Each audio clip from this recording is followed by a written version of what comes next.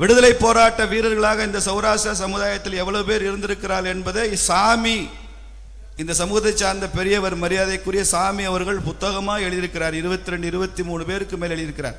அதுல பெண்கள் இருக்கிறாங்க, காந்தி இயக்கத்தில் இருந்தவங்க இருக்கிறாங்க, சத்தியாகிரகம் பண்ணவங்க இருக்கிறாங்க, தீவிரமாக வெடிகுண்டு வீசியவர்களும் இந்த சமுதாயத்தில் இருந்துதான் இருக்கிறார். எல்லா தரப்பு மக்களும் இருக்கிறார். எல்லா தரப்பு சிந்தனைகளும் இந்த விடுதலை போராட்டத்திற்காக இந்த சமூகத்திலிருந்து வெளிப்பட்டிருக்கிறது.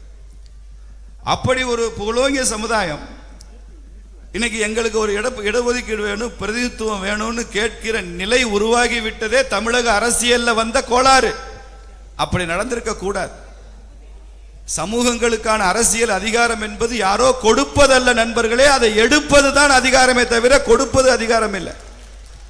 இது லீஃப் சர்வீஸ் இல்லை, இலை போட்டு உட்கார்ந்து சாப்பாடு பந்தியில போடுறது இல்லை. இது பஃபே. உங்களுக்கான உணவை நீங்கள் எடுத்துக்கொள்ள வேண்டும் என்றுதான் ஒவ்வொரு சமுதாயம் முடிவு செய்ய வேண்டுமே தவிர யாரோ சாப்பாடு போடுவாங்க நாம உட்கார்ந்து கோரிக்கை மாத்திரம் வைப்புக் கொள்வோம் என்பது அல்ல.